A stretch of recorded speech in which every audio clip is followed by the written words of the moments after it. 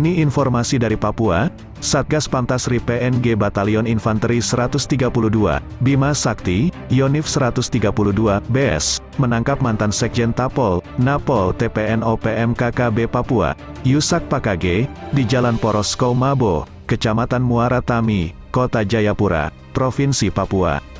Penangkapan itu berawal dari pemeriksaan di Pos Lintas Batas Negara, PLBN, SKO. Penangkapan itu berawal saat seorang warga yang tidak membawa kelengkapan dokumen dan memaksa untuk melintas ke wilayah PNG hingga terjadi keributan.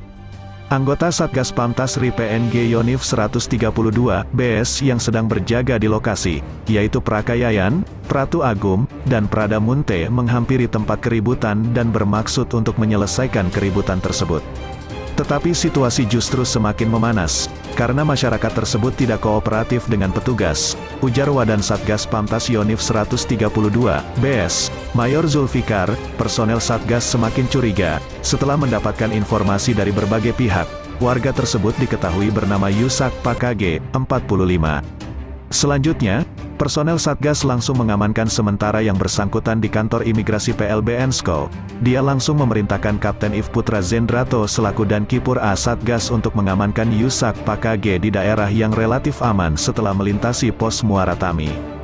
Dengan pertimbangan di sekitar PLBN SKO terdapat sangat banyak masyarakat Indonesia maupun PNG dikarenakan Hari Pasar SKO, untuk mengantisipasi terjadinya kegaduhan maupun kerumunan massa.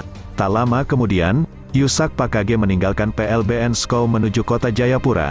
Ketika diamankan di wilayah SKO Mabo oleh Sertu Rudi beserta 11 orang personel Satgas lainnya, Yusak Pakage melakukan perlawanan sehingga keributan kembali terjadi. Namun akhirnya, yang bersangkutan berhasil diamankan dan dibawa ke pos Muara Tami.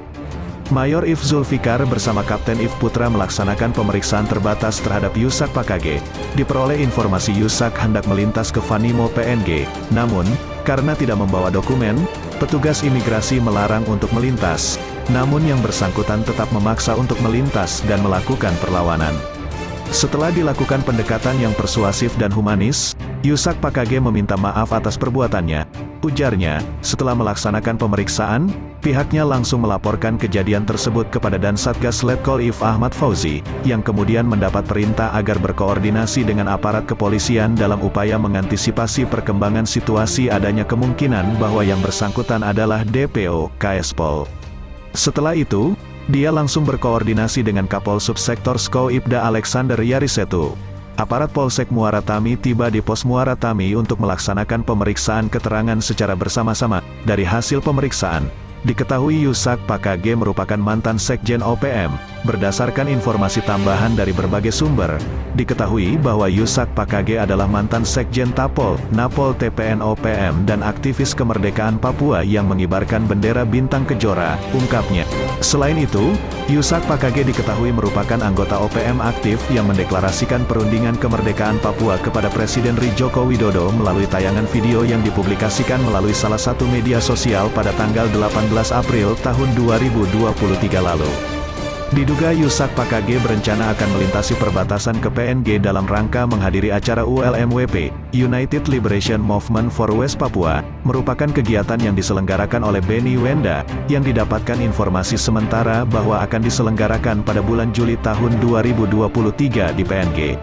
Satgas Pamtasri PNG Yonif 132, BS melakukan penyerahan Yusak Pakage kepada pihak Polsek Muara Tami untuk dilakukan proses pemeriksaan selanjutnya. Tuturnya, sekadar diketahui, Yusak Pakage pernah ditahan pada tahun 2005 sampai tahun 2010 karena mengibarkan bendera pro kemerdekaan bintang kejora.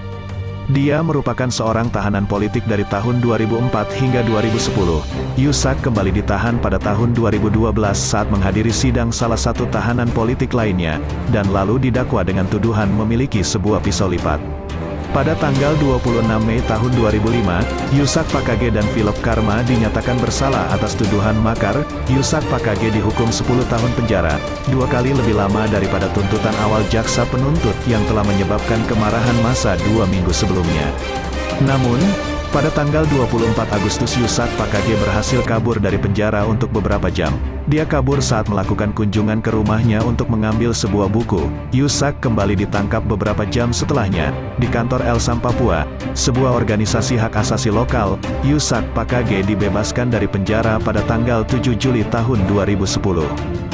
Yusak Pakage diketahui merupakan anggota OPM aktif KKB Papua yang mendeklarasikan perundingan kemerdekaan Papua kepada Presiden RI Joko Widodo. Jokowi, melalui tayangan video yang dipublikasikan melalui salah satu media sosial pada tanggal 18 April tahun 2023.